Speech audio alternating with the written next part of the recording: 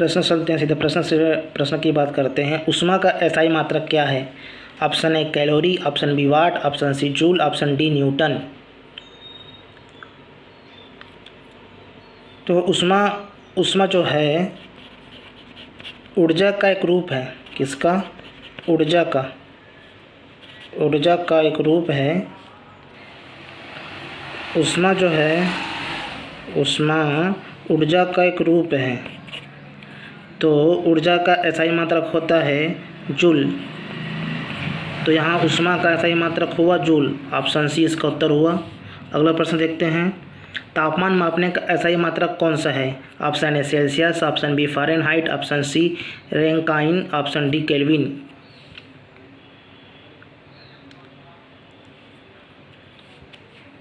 इसका उत्तर है डी केल्विन। आप तापमान मापने के लिए एसआई प्रणाली में केल्विन में मापा जाता है, जो शून्य से शुरू होता है। इसका उपयोग तो हम सब जानते ही हैं। ज़्यादातर विज्ञान में होता है। विज्ञान और प्रौद्योगिकी में व्यापक रूप से उपयोग किया जाता है। विज्ञान कह सकते हैं या प्रौद्योगिकी कह सकते हैं, इन सभी में इसका तापमान मापने के लिए उपयोग किया जाता है केल्विन का। इसका उत्तर आता है केल्विन। अगला प्रश्न है। ऊष्मा का संचरण कितने प्रकार से होता है? Option A 1, option B 2, option C 3, option D 4।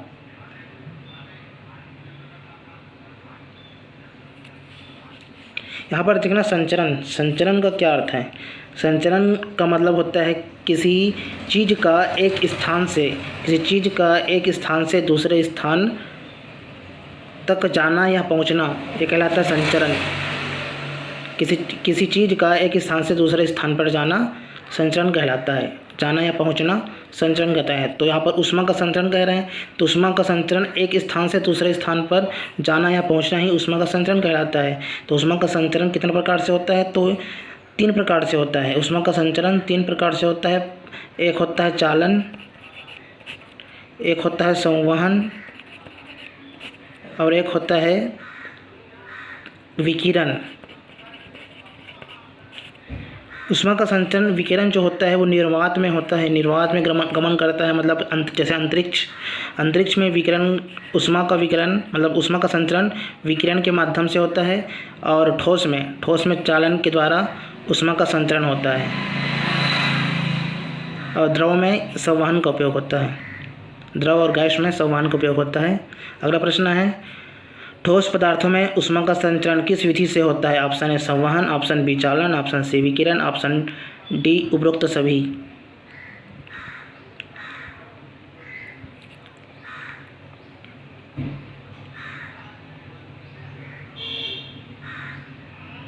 इसका उत्तर है बी चालन। अभी बताया था ऊष्मा का संचरण 3 विधि से होता है। एक चालन होता है। ऊष्मा का संचरण चालन, संवहन और विकिरण, इन तीनों के माध्यम से ऊष्मा का संचरण होता है। मतलब ऊष्मा एक स्थान से दूसरे स्थान पर पहुंचती है या जाती है, ये संचरण है ऊष्मा का संचरण। मतलब ऊष्मा का एक स्थान से दूसरे स्थान पर जाना ये ऊष्मा का संचरण कहलाता है। और ठोस पदार्थों में ऊष्मा का संचरण चालन माध्यम से विधि से होता है। और इसका तो द्रव और गैसों के माध्यम से होता है ऊष्मा का संचरण। और विकिरण अंतरिक्ष में ऊष्मा का संचरण होता है। विकिरण के माध्यम से ऊष्मा का संचरण होता है। अगला प्रश्न है। द्रवों और गैसों में ऊष्मा का संचरण किस विधि से होता है? इसमें उत्तर तो बताया था ना। हाँ, इसका उत्तर चालन है। ठोस पदार्थ में ऊष्मा का संचरण चालन विधि से होता है। अगला प्रश्न है। द्रवों और गैसों में ऊष्मा का संचरण किस विधि से होता है? ऑप्शन ए चालन, ऑप्शन बी संवहन, ऑप्शन सी विकिरण, ऑप्शन डी अपवर्तन।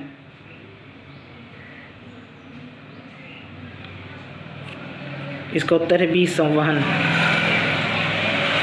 द्रव और गैसों का, तो द्रव है और गैस है, इनमें जो अणु होते हैं, इनके जो अणु होते हैं वो हिल सकते हैं। मतलब इनके अणु दूर दूर तक रहते हैं, एकदम नज़दीक नहीं होता। मतलब ठोस वस्तु में कण एकदम मतलब नज़दीक में रहता है, तो इस कारण उसमें ऊष्मा का संचरण तेजी से होता है। लेकिन गैस में तो अणु दूर दूर होता है, द्रव में थोड़ा सा नज़दीक होता है गैसों के मुकाबले। गैस में थोड़ा दूर दूर होगा और द्रव में थोड़ा नज़दीक होगा अणु।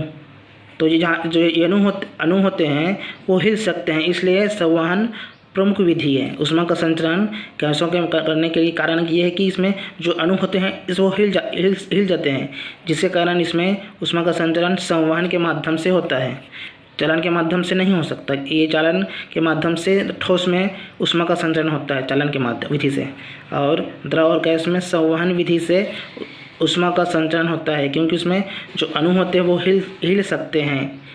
इस कारण संवहन प्रमुख विधि है ऊष्मा का संचरण के लिए। अगला प्रश्न है, सूर्य की ऊष्मा पृथ्वी तक कैसे पहुंचती है? सूर्य की ऊष्मा, ऑप्शन ए चालन, ऑप्शन बी संवहन, ऑप्शन सी विकिरण, ऑप्शन डी अपवर्तन।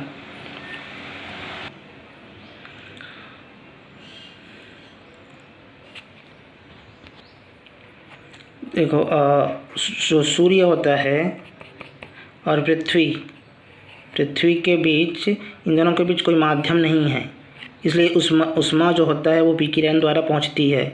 ऊष्मा विकिरण द्वारा पहुंचती है। इसका उत्तर है सी, ऑप्शन सी इसका उत्तर होगा। जो सूर्य होगा, सूर्य की ऊष्मा पृथ्वी तक विकिरण के माध्यम से विकिरण द्वारा पहुंचती है। यहाँ देखो चालन, हम ठोस में अगर बात करें चालन के बारे में, तो जो चालन जो विधि होती है, चालन विधि जो ठोस होता है, ठोस कोई पदार्थ होगा तो उसमें अणु जो होते हैं वो नज़दीक में होते हैं। इस प्रकार से मैं बड़ा करके दिखा रहा हूँ। ये इस प्रकार से अणु जो बहुत नज़दीक में होते हैं, तो क्या होता है, ऊष्मा एक स्थान से दूसरे स्थान पदार्थ के कणों, एक कण है जो पदार्थ के कण को आपसी कंपन और ऊर्जा स्थानांतरण द्वारा होता है। जो ऊष्मा का संचरण होता है इसमें कंपन द्वारा और आपसी कंपन द्वारा और ऊर्जा स्थानांतरण द्वारा, इन दोनों का कंपन जो होता है इसमें होता है, तो ऊर्जा स्थानांतरण इसमें हो जाता है। लेकिन ये अपने स्थान को छोड़े बिना ऊर्जा का संचरण होता है, ये अपने स्थान को नहीं छोड़ता। मतलब ये अपने अगले कण को जो इसके कणों के कंपन के द्वारा ऊर्जा का स्थानांतरण, मतलब ऊष्मा का स्थानांतरण होता है। ये होता है किसमें? ठोस में चालन विधि के द्वारा ऊष्मा का संचरण होता है। और इसमें जो कण जो होते हैं, ठोस में जो कण होते हैं वो एक दूसरे के बहुत पास होते हैं, जिससे ऊष्मा का संचार जो होता है वो तेज़ी से हो सकता है। क्योंकि इसके कण जो होते हैं, पदार्थ जो ठोस वस्तु के जो कण है ना, उसके नज़दीक में होते हैं, इस कारण ऊर्जा का संचार बहुत तेज़ी से होता है। तो यहाँ सूर्य की ऊष्मा पृथ्वी तक कैसे पहुँचती है? ये विकिरण के द्वारा। और ठोस के लिए चालन विधि उपयुक्त होती है। अगला प्रश्न देखते हैं, शरीर में ऊष्मा का मापन किस यंत्र से किया जाता है? शरीर में ऊष्मा का मापन किस यंत्र से किया जाता है? Option A barometer, option B thermometer, option C anemometer, option D speedometer. इसे बताना है, मानव शरीर में ऊष्मा का मापन किस यंत्र से किया जाता है? इसका उत्तर है बी थर्मामीटर। थर्मामीटर से ऊष्मा का मापन किया जाता है। अगला प्रश्न है, सामान्य थर्मामीटर में प्रयुक्त द्रव्य क्या है? ऑप्शन ए पानी, ऑप्शन बी पारा, option C alcohol, option D अम्ल। इसका उत्तर बी पारा। जो सामान्य थर्मामीटर में होता है पारा होता है, पारा के रूप में पारा का उपयोग किया जाता है। पारा जो होता है वो ऊष्मा के प्रति संवेदनशील है और थर्मामीटर में सरलता से पढ़ा जा सकता है। अगला प्रश्न देखते हैं, तापमान को मापने के लिए कितने प्रकार के पैमाने होते हैं? Option A 1, option B 2, option C 3, option D 4। तापमान मापने के लिए कितने प्रकार के पैमाने होते हैं? ऑप्शन इसका उत्तर है सी 3। तापमान मापने के 3 पैमाने होते हैं। एक होता है सेल्सियस, एक होता है सेल्सियस, एक होता है फ़ारेनहाइट, एक होता है केल्विन। तापमान को मापने के लिए 3 पैमाने होते हैं, सेल्सियस, फ़ारेनहाइट, केल्विन। अगला प्रश्न है 0 डिग्री सेल्सियस बराबर होता है option A 32 degree Fahrenheit, option B 100 degree Fahrenheit, option C 273 Kelvin, option D दोनों ए और सी।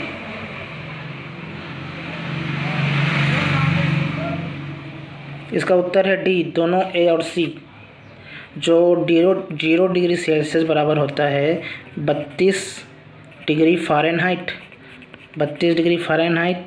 और 273 केल्विन, ए बराबर होता है 0 डिग्री सेल्सियस और 32 डिग्री फ़ारेनहाइट और 223 केल्विन, ये बराबर होता है। अगला प्रश्न है 100 डिग्री सेल्सियस तापमान का फ़ारेनहाइट मान क्या होता है? 100 डिग्री तापमान का फ़ारेनहाइट मान क्या होता है? Option A 200 degree Fahrenheit, option B 212 degree Fahrenheit, option C 100 degree Fahrenheit, option D 180 degree Fahrenheit.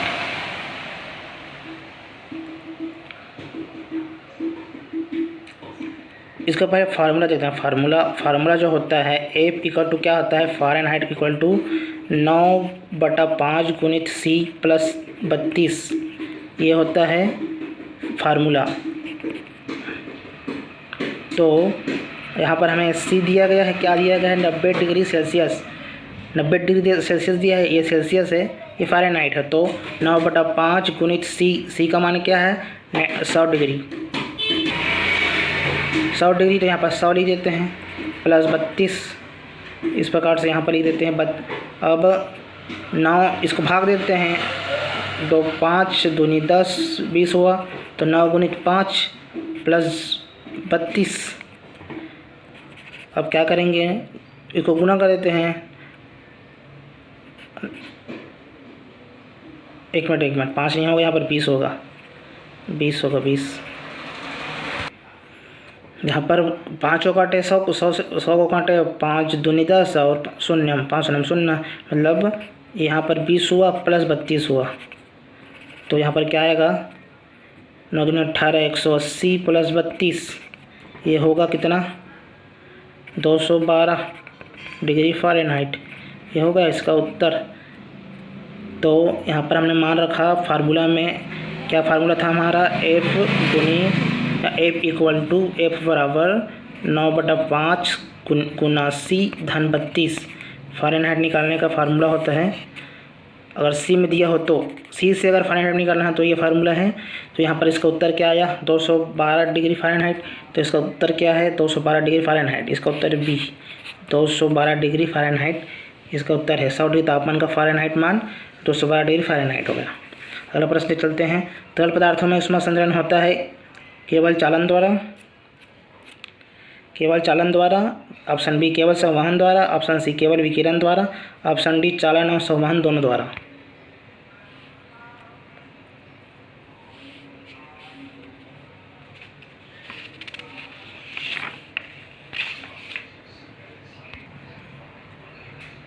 इसका उत्तर है बी, केवल संवहन द्वारा। तरल पदार्थों या द्रव पदार्थ जो होता है, द्रव में ऊष्मा का संचरण होता है संवहन द्वारा। ऊष्मा का संचरण संवहन द्वारा होता है।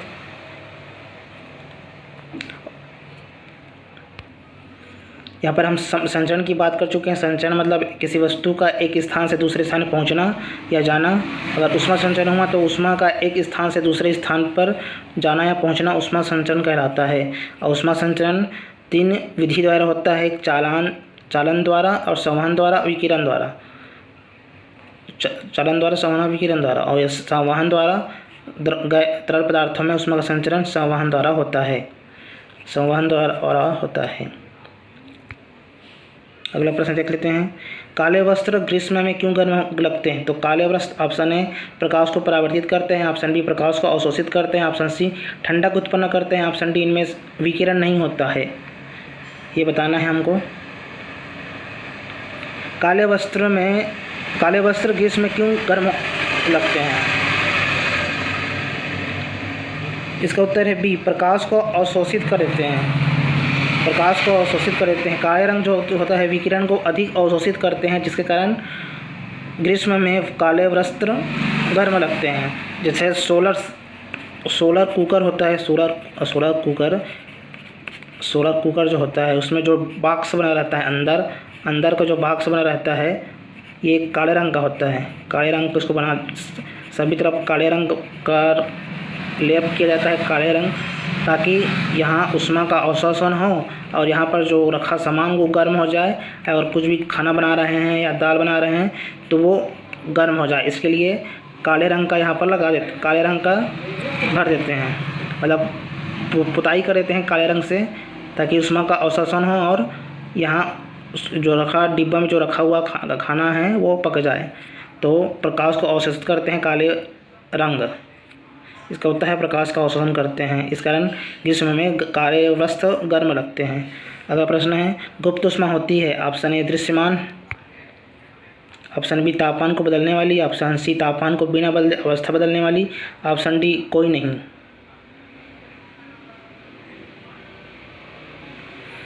पहले देखते हैं गुप्त ऊष्मा है क्या। वह ऊष्मा जो किसी पदार्थ की भौतिक अवस्था में परिवर्तन के लिए आवश्यक होता है। भौतिक अवस्था क्या, ठोस, द्रव, गैस। अगर ठोस का लिक्विड में अगर बदल जा रहा है, लिक्विड का अगर भाप बन के उड़ रहा है, इस प्रकार जो अवस्था परिवर्तन होता है। लेकिन इस दौरान क्या होता है, पदार्थ का तापमान नहीं बदलता। वह ऊष्मा जो किसी पदार्थ की भौतिक अवस्था को बदल देता है, परिवर्तन कर देता है या पतन करने के लिए आवश्यक होता है, उसे गुप्त ऊष्मा कहा जाता है। जैसे बर्फ़ रखा है, बर्फ़ रख दी है उसको, तो बर्फ़ को पिघलने के लिए जो ऊष्मा होती है वो गुप्त ऊष्मा कहलाती है। गर्म पिघलने के लिए, और जो भाप होता है, जैसे पानी को हम गर्म करेंगे,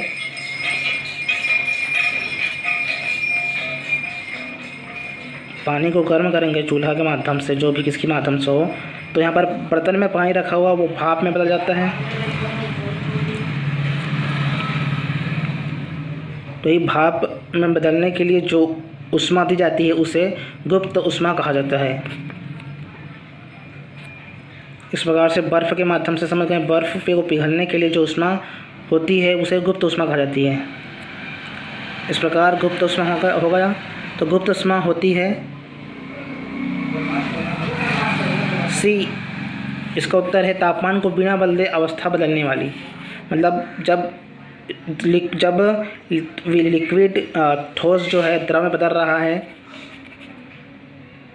तो उसका तापमान बिना बदले अवस्था जो बदलता है, ठोस का द्रव में, द्रव का गैस में, इस प्रकार से उसे गुप्त ऊष्मा कहा जाती है। अगला प्रश्न है, हिम के पिघलने में कौन सी ऊष्मा कार्य करती है। ऑप्शन ए संवहन, ऑप्शन बी गुप्त ऊष्मा, ऑप्शन डी सी चालन, ऑप्शन डी प्रकाशीय ऊष्मा।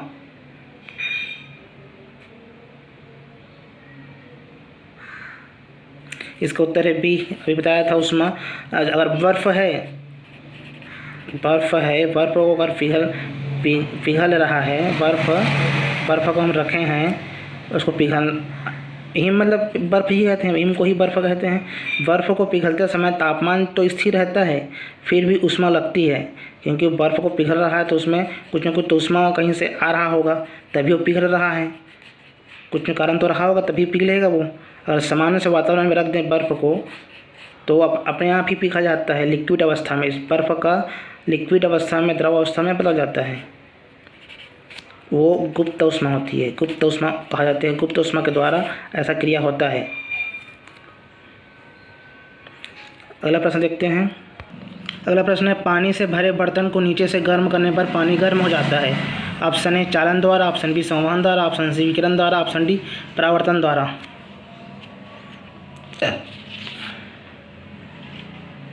इसको बताना है कि कैसे होगा।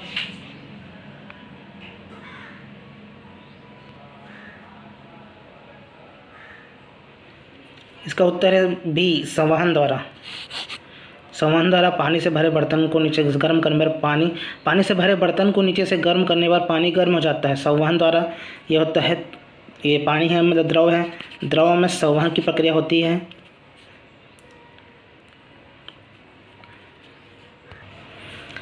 अगर हम किसी बर्तन पर रख रहे हैं, पात्र में रखे हैं पानी को, और यहाँ से अगर गर्म कर रहे हैं तो ये जो गर्म होगा वो ऊपर चला जाएगा, ऊपर बर्तन के ऊपर में, और जो ठंडा रहेगा वो नीचे तरफ जाता रहेगा।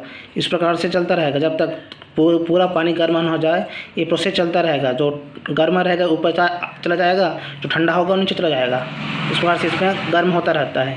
तो ये पानी गर्म होने की क्रिया होती है जिसमें संवहन द्वारा होता है। अगला प्रश्न है, ऊष्मा की दिशा होती है। ऑप्शन ए गर्म से ठंडे की ओर, ऑप्शन बी ठंडे से गर्म की ओर, ऑप्शन सी दोनों ओर समान, ऑप्शन डी कोई दिशा नहीं। इसका उत्तर है ए, गर्म से ठंडे की ओर। ऊष्मा हमेशा उच्च ताप से निम्न ताप, ऊष्मा उच्च ताप से निम्न ताप की ओर जाती है। उच्च ताप से निम्न ताप की ओर जाती है। इस कारण गर्म से ठंडे की ओर इसका दिशा होती है ऊष्मा का। अगला प्रश्न है, धातु में ऊष्मा संचरण अधिक होता है क्योंकि? ऑप्शन ए उसमें कोई अणु नहीं होता, ऑप्शन बी उसमें मुक्त इलेक्ट्रॉन होते हैं, ऑप्शन सी यहाँ कठोर होती है, ऑप्शन डी वह चमकदार होती है। इसका उत्तर है बी, उसमें मुक्त इलेक्ट्रॉन होते हैं। धातु में मुक्त इलेक्ट्रॉन होते हैं जो ऊष्मा को एक स्थान से दूसरे स्थान तक ले जाते हैं। क्या होता है? धातु में इलेक्ट्रॉन होता है जो मुक्त इलेक्ट्रॉन होता है जो ऊष्मा को एक स्थान से दूसरे स्थान पर ले जाते हैं। इस कारण ये धातु में ऊष्मा का संचरण अधिक होता है। अगला प्रश्न है, निम्न में से कौन ऊष्मा का कुचालक है? ऑप्शन ए तांबा, ऑप्शन बी लोहा, ऑप्शन सी लकड़ी, ऑप्शन डी एल्यूमिनियम। इसे इन चारों में से बताना है कि ऊष्मा का कुचालक है जिसमें ऊष्मा का संचरण नहीं होता। इसको उत्तर है सी लकड़ी। लकड़ी में ऊष्मा का संचरण नहीं होता इसलिए कुचालक है। मतलब ऊष्मा का संचरण मतलब अगर लोहा को अगर यहाँ से हम गर्म कर दें तो ये धीरे धीरे सभी तरफ गर्म हो जाती है, जिस कारण ऊष्मा का संचरण होता है। लेकिन लकड़ी तो है, इसमें गर्म करेंगे लेकिन ऊष्मा इधर नहीं पहुँचेगा।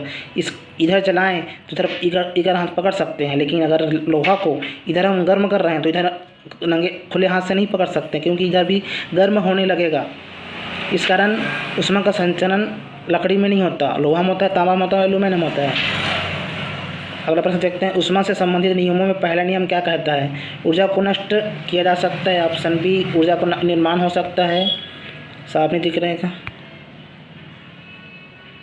ऊर्जा का नाइदर निर्माण ना विनाश संभव है, ऑप्शन डी कोई नियम नहीं। इसमें बताना है ऊर्जा से संबंधित नियम में पहला नियम क्या कहता है? इसका उत्तर है सी, ऊर्जा का ना तो निर्माण होता है और ना ही विनाश संभव है। ऊर्जा का एक रूप से दूसरे रूप में रूपांतरण होता है। ऊष्मा का जो होता है एक रूप से दूसरे रूप में रूपांतरण होता है। ये पहला नियम है, ऊष्मागति का पहला नियम है। ऊष्मा से संबंधित नियम पहला नियम कहलाता है। ऊर्जा एक रूप से दूसरे रूप में बदल सकती है, रूपांतरण हो सकती है। अगला प्रश्न है, किस रंग की सतह ऊष्मा का सबसे अधिक अवशोषण करती है? ऑप्शन ए सफ़ेद, ऑप्शन बी चांदी, ऑप्शन सी काला, ऑप्शन डी पीला। इसका उत्तर है सी काला। हमने उस समय पढ़े थे कि सोलर कुकर के बारे में उदाहरण दिया था मैं। काला जो रंग होता है ऊष्मा का सबसे अधिक अवशोषित करता है। तो गर्मी के दिनों में जो काले रंग के जो कपड़े होते हैं वो जल्दी गर्म हो जाते हैं, गर्म महसूस होते हैं। काला रंग ऊष्मा और प्रकाश दोनों का सर्वाधिक अवशोषण करता है, इसलिए यहाँ सबसे अधिक गर्म हो जाता है। काले वस्त्र या काले रंग का जो सतह होता है वो सब ज़्यादा जल्दी गर्म हो जाता है। किस कारण ये ऊर्जा का अवशोषण कर देते हैं? यह ऊष्मा का या प्रकाश का अवशोषण करते हैं जिस कारण गर्म हो जाता है काला रंग। अगला प्रश्न है, चमकीली वस्तु ऊष्मा को ऑप्शन ए अवशोषित करती है, ऑप्शन बी परावर्तित करती है, ऑप्शन सी सोख लेती है, ऑप्शन डी अवशोषण और परावर्तन दोनों करती है। इसका उत्तर बी परावर्तित करती है। चमकीला और सफ़ेद सतह, जो चमकीला होता है और सफ़ेद जो सतह होता है, ऊष्मा को परावर्तित कर देती है। ऊष्मा आती है परावर्तित हो जाती है, ऊष्मा आती है परावर्तित कर देती है, ऊष्मा को परावर्तित कर देती है। इस कारण इनका तापमान कम रहता है।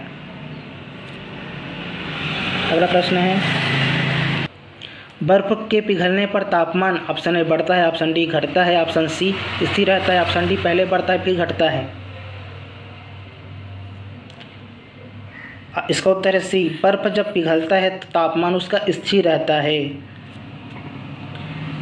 जब बर्फ़ रहता है, जब उसको ऐसी खुला छोड़ दें तो अपने आप जो बर्फ़ होता है वो पिघलकर द्रव में बदल जाता है, पानी बन जाता है। इसमें गुप्त ऊष्मा का प्रयोग, गुप्त ऊष्मा लगता है, इसे गुप्त ऊष्मा कहा जाता है। इस क्रिया इसमें जो ऊष्मा लगा उसे गुप्त ऊष्मा कहा जाता है। लेकिन तापमान इसका वही रहता है, तापमान बदलता नहीं, 0 डिग्री पर ही रहता है तापमान, ये नहीं बदलता, स्थिर रहता है, तापमान स्थिर रहता है। लेकिन जो अवस्था है वो बदल जाता है, अवस्था बर्फ़ से द्रव हो जाता है। इस प्रकार इसका उत्तर हुआ स्थिर रहता है। बर्फ़ के पिघलने पर तापमान स्थिर रहता है लेकिन अवस्था बदल जाता है, बर्फ़ से द्रव में चला जाता है और उसका तापमान 0 डिग्री सेल्सियस ही रहता है। अगला प्रश्न है, जल का क्वथनांक क्या है? Option A 0 degree Celsius, option B 50 degree Celsius, option C 100 degree Celsius, option D 273 degree Celsius. जल का क्वथनांक मतलब बॉइलिंग पॉइंट क्या है? इसका उत्तर है सी 100 डिग्री सेल्सियस। सामान्य वायुदाब पर जल का क्वथनांक है, सामान्य वायुदाब पर जल का क्वथनांक 100 डिग्री सेल्सियस होता है। अगला प्रश्न है, धातु के चम्मच का एक सिरा गर्म करने पर दूसरा सिरा भी गर्म हो जाता है, यह उदाहरण है? ऑप्शन ए संवहन, ऑप्शन बी विकिरण, ऑप्शन सी चालन, ऑप्शन डी अपवर्तन। इसका उत्तर है सी चालन। जो ठोस जो वस्तु होता है उसको अगर हम गर्म कर दें, जैसे चम्मच की बात करें, यहाँ पर चम्मच को एक सिरे पर अगर गर्म कर दें, यहाँ पर अगर गर्म कर दें तो ये सभी तरफ गर्म हो जाएगा, क्योंकि यहाँ पर चालन विधि, यहाँ सभी तरफ गर्म हो जाएगा क्योंकि यह चालन विधि काम करती है। इसमें ऊष्मा का संचरण होगा चालन विधि के द्वारा, जिससे ये चम्मच सभी तरफ से गर्म हो जाएगा। अगला प्रश्न है, विकिरण से ऊष्मा का संचरण संभव है? ऑप्शन ए निर्वात में, ऑप्शन बी ठोस में, ऑप्शन सी द्रव में, ऑप्शन डी केवल वायुमंडल में। इसका उत्तर है सी ए निर्वात में। विकिरण से ऊष्मा का संचरण निर्वात में होता है। विकिरण ऐसी विधि है जिसमें ऊष्मा बिना माध्यम के भी एक स्थान से दूसरे स्थान पर पहुंच जाती है, पहुंच जाती है या तो पहुंच सकती है। ऊष्मा बिना माध्यम के, ऊष्मा जो होता है बिना माध्यम के एक स्थान से दूसरे स्थान पर पहुंच सकती है। जैसे अंतरिक्ष में कोई माध्यम नहीं होता, अंतरिक्ष में ऊष्मा एक स्थान से दूसरे स्थान पर पहुंचने के लिए विकिरण माध्यम विधि से होता है ऊष्मा का संचरण। इसलिए इसका उत्तर होता है निर्वात में विकिरण से ऊष्मा का संचरण संभव होता है। अगला प्रश्न है, ताप के स्थानांतरण की वह विधि जिसमें कणों का स्थान परिवर्तन नहीं होता, वह है? ऑप्शन ए संवहन, ऑप्शन बी चालन, ऑप्शन सी विकिरण, ऑप्शन डी तरंग। इसका उत्तर है बी चालन।